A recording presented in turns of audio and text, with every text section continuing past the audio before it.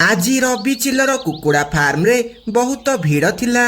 ବହୁତ ସାରା ପକ୍ଷୀ କୁକୁଡ଼ା କିଣିବାକୁ ଆସିଥିଲେ।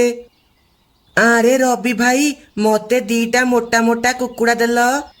ଆରେ ଭାଇ, ମୋର ସବୁ କୁକୁଡ଼ା ମୋଟା, କୋଉଟା ବି ପତଳା ନୁହଁ। ଇଏ ନିଅ ତମର ଦିଟା କୁକୁଡ଼ା। ତାପରେ ବଣ୍ଟି କୁକୁଡ଼ା ନେଇ ସେଠାରୁ ଚାଲିଯାଏ।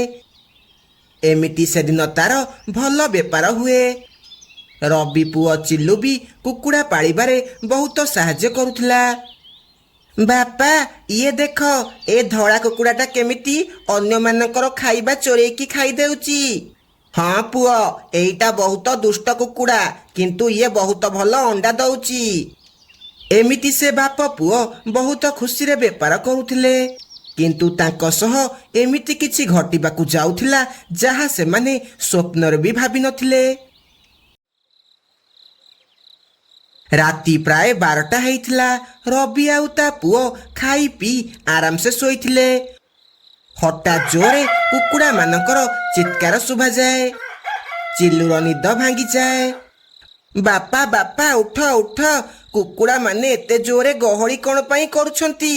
ରବି ସାଙ୍ଗେ ସାଙ୍ଗେ ଉଠି ପଡ଼େ। ବାପା, ଲାଗୁଛି ବାହାରେ କିଏ ଗୋଟେ ଆସିଛି। ରବି ସାଙ୍ଗେ ସାଙ୍ଗେ ଟର୍ଚ୍ଚ ନେଇ ବାହାରକୁ ଗଲା। ସେ ଦେଖିଲା ବାହାରେ କେହି ବି ନାହାନ୍ତି, ଖାଲି ଥଣ୍ଡା ଥଣ୍ଡା ପବନ ହେଉଛି। ଲାଗୁଛି ବୋଧେ କୋଉ ବିଲୁଆ ଫିଲୁଆ ହେଇଥିବ, ସେଥିପାଇଁ କୁକୁଡ଼ା ମାନେ ତାକୁ ଦେଖି ଚିତ୍କାର କରୁଥିବେ। ଏହା କହି ସେ ପୁଣି ଥରେ ଘରକୁ ଯାଇ ଶୋଇପଡ଼େ। ସକାଳୁ ଯେତେବେଳେ ରବି କୁକୁଡ଼ା ମାନଙ୍କୁ ଦାନା ଦେବାକୁ ଯାଏ, ସେ ଦେଖେ ତା ଫାର୍ମରେ 5ଟି କୁକୁଡ଼ା ନାହାନ୍ତି। ଆରେ, ମୋର 5ଟି କୁକୁଡ଼ା କୁଆଡ଼େ ଗଲେ? କାଲି ତ ଗଣିକି ରଖିଥିଲି 10ଟି କୁକୁଡ଼ା ଥିଲେ, ତାହେଲେ ମୋର 5ଟା କୁକୁଡ଼ା କୁଆଡ଼େ ଗଲେ? ସେତିକି ବେଳେ ଚିଲୁ ସେଠାକୁ ଆସିଲା। ବାପା, କାଲି ରାତିରେ ଯୋଉ କୁକୁଡ଼ା ମାନଙ୍କର ଗହଳି ଶୁଭୁଥିଲା, ଲାଗୁଛି କୋଉ ଚୋର ଆସିକି କୁକୁଡ଼ା ଚୋରେଇକି ନେଇଯାଇଛି। ସେତିକି ବେଳେ ରବିର ନଜର ତଳେ ପଡ଼ିଥିବା ବଡ଼ ବଡ଼ ନଖ ଚିହ୍ନ ଉପରେ ପଡ଼େ। ହଁ ପୁଅ, ଇଏ କୋଉ ସାଧାରଣ ଚୋର ନୁହଁ, ଇଏ ଦେଖେ କେତେ ବଡ଼ ବଡ଼ ନଖ। ହଁ ବାପା, ଆମକୁ ଏବେ କୁକୁଡ଼ା ମାନଙ୍କୁ ଭଲସେ ଜଗିକି ରଖିବାକୁ ପଡ଼ିବ। ସନ୍ଧ୍ୟାବେଳେ ରବି ଜଙ୍ଗଲରେ ଥିବା କାଳୁ ଚା ଦୋକାନକୁ ଗଲା। ସେଠି କିଛି ପକ୍ଷୀ ବସି କଥା ହେଉଥିଲେ। ଆରେ ତମେ ମାନେ ଜାଣିଛ, କାଲି ରାତିରେ ମୁଁ କାହାର ଗୋଟେ ନାଲି ଆଖି ଦେଖିଲି। ଯେମିତି ମୁଁ ଗହଳି କଲି, ସେ ସେଠାରୁ ଦୌଡ଼ିକି ଜଙ୍ଗଲ ଆଡ଼େ ପଳେଇଲା। ହଁ, ମୁଁ ବି କିଛି ବିଚିତ୍ର ହସ କାଲି ଶୁଣିଛି। ଆରେ ତମେ ସେ କଥା ଛାଡ଼, ମୋର କାଲି 10ଟି କୁକୁଡ଼ା ଥିଲେ, ଆଜି ଦେଖିଲା ବେଳକୁ 5ଟି କୁକୁଡ଼ା ନାହାନ୍ତି। ଲାଗୁଛି ସେ ବିଚିତ୍ର ଜୀବ ମୋ କୁକୁଡ଼ା ଚୋରେଇକି ନେଇଯାଇଛି। ମତେ ଲାଗୁଛି ଇଏ କୋଉ ବିଚିତ୍ର ଜୀବ ନୁହଁ, ଇଏ କୋଉ ଆତ୍ମାର କାମ। ହେ ନାଇଁ, ଆତ୍ମା ଫାତ୍ମା ସେମିତି କିଛି ବି ନାହିଁ। ମତେ ଲାଗୁଛି କୋଉ ଜଙ୍ଗଲୀ ଜୀବ ଆମ ଜଙ୍ଗଲକୁ ପଶି ଆସିଛି। ଏମିତି ସେ ଦିନ ବିତି ରାତି ହେଲା। ରବି ଫାର୍ମ ପାଖରେ ଥିବା ଗୋଟେ ଗଛ ମୂଳେ ଗୋଟେ ଠେଙ୍ଗା ଆଉ ଟର୍ଚ୍ଚ ଧରି ଜଗିକି ରହିଲା। ରାତି ଯେମିତି ପ୍ରାୟ 12ଟା ହେଇଛି, ଗୋଟେ ଭୟଙ୍କର ହସ ଶୁଭାଗଲା। ରବି ସାଙ୍ଗେ ସାଙ୍ଗେ ଟର୍ଚ୍ଚ ଧରି ଯେମିତି ଫାର୍ମ ଭିତରେ ପଶିଛି, ସେ ଦେଖିଲା ଗୋଟେ ଭୟଙ୍କର ଡାହାଣୀ କୁକୁଡ଼ା ମାନଙ୍କୁ ଧରି ଗୋଟେ ଅଖାରେ ଭର୍ତ୍ତି କରୁଛି। ଏହା ଦେଖି ରବି ଭୟରେ ଥରିବାକୁ ଲାଗିଲା। ଏ ଏ ତୁ କିଏ? ତୁ କିଏ? ମୋ କୁକୁଡ଼ା ମାନଙ୍କୁ ଛାଡ଼ିଦେ କହୁଛି, ଛାଡ଼ିଦେ। ମୁଁ ହେଉଛି କୁକୁଡ଼ା ଚୋର ଡାହାଣୀ। ତୁ କହିଦେବୁ ଆଉ ମୁଁ ଛାଡ଼ିଦେବି। ନାଇଁ ରେ, ଏ ସବୁ କୁକୁଡ଼ା ମୋ ପେଟକୁ ଯିବ। ମୁଁ ଏବେ ଯାଉଛି, ମୁଁ ପୁଣି କାଲି ଆସିବି। ଏହା କହି ସେ ଡାହାଣୀ କିଛି କୁକୁଡ଼ା ମାନଙ୍କୁ ଧରି ଜଙ୍ଗଲ ଭିତରକୁ ଦୌଡ଼ିବାକୁ ଲାଗେ।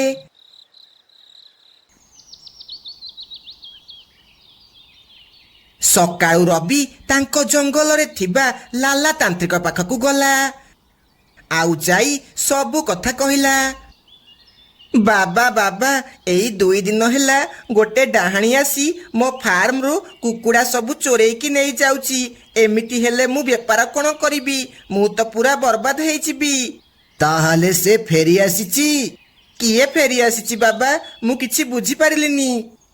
ଆରେ ଇଏ ହେଉଛି ବହୁତ ବର୍ଷ ତଳର କଥା। ଏ ଜଙ୍ଗଲ ଭିତରେ ଗୋଟେ ବୁଢ଼ୀ ରହୁଥିଲା। ସେ ସବୁବେଳେ କୁକୁଡ଼ା ସବୁ ଚୋରି କରି ବଜାରରେ ବିକୁଥିଲା। ଗୋଟିଏ ଦିନ ସେ ଚୋରି କଲା ବେଳେ ଗାଁର ପକ୍ଷୀମାନେ ତାକୁ ଧରିଦେଲେ, ଆଉ ତାକୁ ବାଡ଼େଇ ବାଡ଼େଇ ଏ ଜଙ୍ଗଲରୁ ବାହାର କରିଦେଲେ। ଏବେ ସେ ଡାହାଣୀ ହେଇ ଜଙ୍ଗଲରେ କୁକୁଡ଼ା ଚୋରି କରୁଛି। ତାହେଲେ ଏବେ କ'ଣ କରିବା? କିଛି ତ ଉପାୟ ଥିବ ତାକୁ ଶେଷ କରିବାର, ନହେଲେ ସେ ଆମ ଜଙ୍ଗଲରେ ଆଉ ଗୋଟେ ବି କୁକୁଡ଼ା ରଖିବନି। ତୁ ବ୍ୟସ୍ତ ହନି, ଆଜି ରାତିରେ ସେ ଆତ୍ମାର ଶେଷ ହେବ। ମୁଁ ସବୁ କିଛି ଠିକ୍ କରିଦେବି।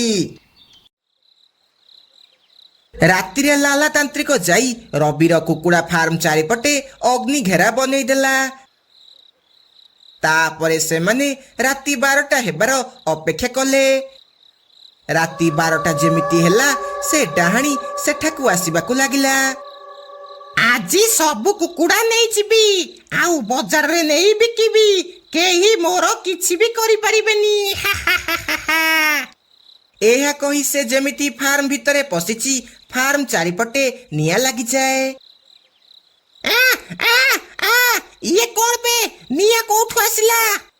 ସେପଟେ ଲାଲା ତାନ୍ତ୍ରିକ ମନ୍ତ୍ର ପଢିବାକୁ ଲାଗେ। ହଇରେ ଲାଲା ତାନ୍ତ୍ରିକ, ତୁ ରହ, ତତେ ଛାଡ଼ିବିନି। ତୁ ମୋ କାମରେ ବାଧା ଦଉଛୁ, ରହ। ଦୁଷ୍ଟ ଚୋର ଡାହାଣୀ, ଏଇ ଭୁଲ ତୁ କେତେଥର କରିବୁ? ବଞ୍ଚିଥିଲା ବେଳେ କେତେଥର କୁକୁଡ଼ା ଚୋରି କଲୁ, ଆଉ ଏବେ ଆତ୍ମା ହେଇ ପୁଣି ଥରେ ଚୋରି କରୁଛୁ। ଇଏ ନେ। ଏହା କହି ଲାଲା ତାନ୍ତ୍ରିକ ତା ଉପରେ ମନ୍ତ୍ର ଧୂଳି ପକେଇ ଦିଏ। ମନ୍ତ୍ର ଧୂଳି ପଡୁ ପଡୁ ତା ଦେହ ପଥର ହେଇଯାଏ।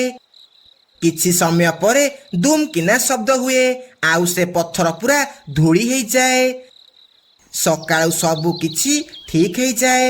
ରବି ଆଗ ଭଳି କୁକୁଡ଼ା ବିକି ବହୁତ ଖୁସିରେ ରହିବାକୁ ଲାଗେ।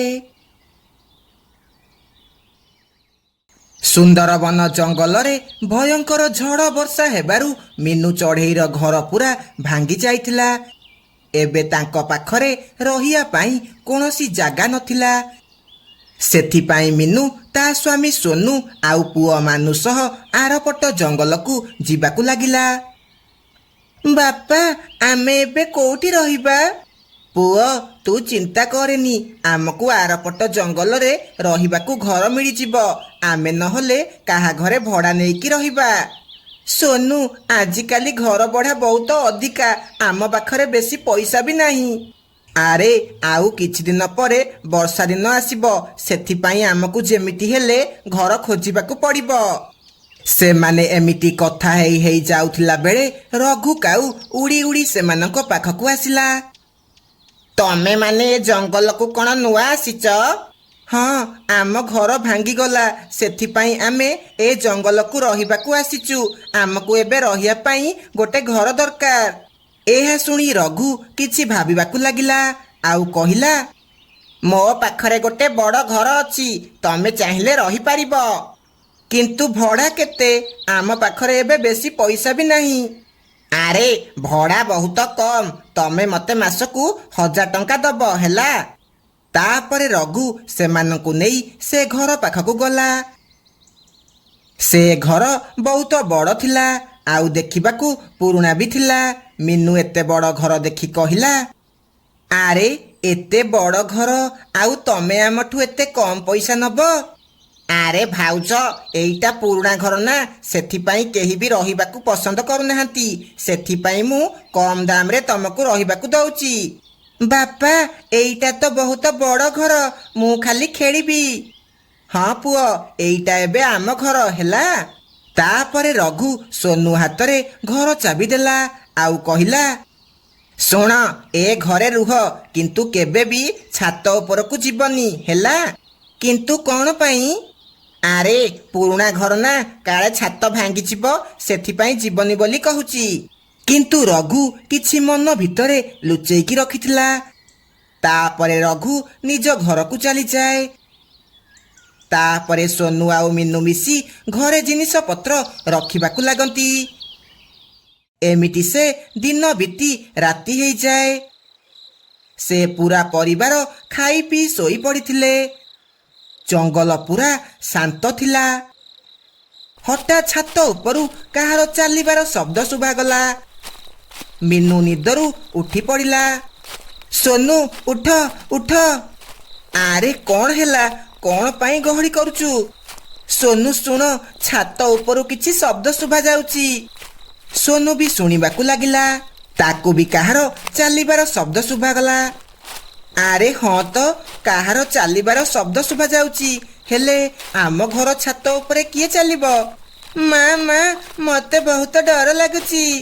ହଠାତ୍ ସେତିକି ବେଳେ ଘର ଲାଇଟ୍ ବନ୍ଦ ହେଇଗଲା।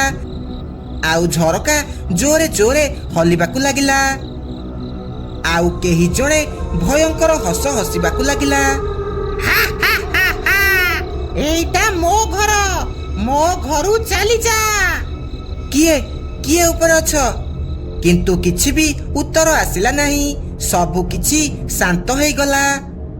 ତାପରେ ସେମାନେ ପୁଣି ଥରେ ଶୋଇ ପଡ଼ିଲେ। ସକାଳୁ ମିନୁ ଆଉ ସୋନୁ ତାଙ୍କ ଘର ପାଖରେ ଥିବା ଗୋଟେ ଚିଲ ପାଖକୁ ଗଲେ। ଆଉ ତାକୁ ସବୁ କଥା କହିବାକୁ ଲାଗିଲେ। କାଲି ରାତିରେ ଆମ ଘର ଛାତ ଉପରୁ କାହାର ଚାଲିବାର ଶବ୍ଦ ଶୁଭାଗଲା। ତମେ କ'ଣ ଜାଣିଛ ଇଏ ସବୁ କ'ଣ ହେଉଛି? ତମେ ତାକୁ ଦେଖିନଟି? ଦେଖିନ ମାନେ? ମୁଁ ବୁଝିପାରିଲିନି। ସେ ଛାତ ଉପରେ ଏମିତି କିଏ ରହୁଛି କି? କୁହ, ଆମକୁ ସବୁ କଥା କୁହ। ତାହେଲେ ଶୁଣ, ବହୁତ ବର୍ଷ ତଳେ ସେ ଘରେ ଗୋଟେ ଚଢ଼େଇ ରହୁଥିଲା। ଗୋଟିଏ ଦିନ ସେ କପଡ଼ା ଶୁଖଉଥିଲା ବେଳେ ତା ଗୋଡ଼ ଖସିଗଲା। ଆଉ ସେ ତଳେ ପଡ଼ି ସବୁଦିନ ପାଇଁ ଉପରକୁ ଚାଲିଗଲା। ସେହି ଦିନଠୁ ତା ଆତ୍ମା ରାତିରେ ଡାହାଣୀ ହେଇ ଛାତ ଉପରେ ବୁଲୁଛି। ଆଉ ସେ କାହାକୁ ବି ଏ ଘରେ ରଖେଇ ଦଉନି। ତାହେଲେ ସେ ରଘୁ ଆମକୁ ମିଛ କଥା କହି କମ୍ ଦାମରେ ସେ ଘର ରହିବାକୁ ଦେଲା। ଏବେ ଆମେ କ'ଣ କରିବା? ସେ ଆଜି ରାତିରେ ପୁଣି ଆସିବ। ତମେ ଟିକେ ସାବଧାନର ସହ ରହିବ। ଏମିତି ସେ ଦିନ ସରି ରାତି ହେଲା। ସେମାନେ ସମସ୍ତେ ଏକାଠି ବସିଥିଲେ। ସେତିକି ବେଳେ ଛାତ ଉପରେ ଦୁମ୍ କିନା ଶବ୍ଦ ହେଲା। ବାପା ଲାଗୁଛି ସେ ପୁଣି ଥରେ ଆସିଗଲା। ତୁ ଭୟ କରନି ପୁଅ, ଆମର କିଛି ହେବନି। ତାପରେ ସେ ଡାହାଣୀ ସିଡ଼ିରୁ ଓହ୍ଲେଇ ତଳକୁ ଆସିବାକୁ ଲାଗିଲା। ଆଉ ଆସି ସେମାନଙ୍କ ଆଗରେ ଠିଆ ହେଲା। ସେ ଡାହାଣୀର ଲମ୍ବା ଲମ୍ବା ଚୁଟି ଆଉ ନାଲି ଆଖି ଥିଲା। ମୁଁ ତମମାନଙ୍କୁ କାଲି କହିଥିଲି ନା ମୋ ଘରୁ ଚାଲିଯା ବୋଲି? ତମେ ଏବେ ଯାଏ ଯାଇନ? ଆମେ ତୋର କ'ଣ କରିଛୁ? ଆମର ଘର ଭାଙ୍ଗି ଯାଇଛି, ସେଥିପାଇଁ ଆମେ ଏ ଘରେ ଆସି ରହିଲୁ। ଆମେ ଜାଣିନୁ ଏଇଟା ତମ ଘର ବୋଲି। ଏବେ ତମେ ମାନେ ଆଉ କେବେ ବି ଏ ଘରୁ ଯାଇପାରିବନି। ଏହା କହି ସେ ଡାହାଣୀ ସେମାନଙ୍କ ପାଖକୁ ଧୀରେ ଧୀରେ ବଢିବାକୁ ଲାଗିଲା। ସେତିକି ବେଳେ ବାଜୁ ଚିଲ ଘର ଭିତରକୁ ଆସିଲା। ଆଉ ସେ ହନୁମାନଙ୍କର ଫୁଲମାଳ ଆଣି ସେ ଡାହାଣୀ ଉପରେ ପକେଇଦେଲା। ଆଉ ବସି ହନୁମାନ ଚାଳିଶା ପଢିବାକୁ ଲାଗିଲା।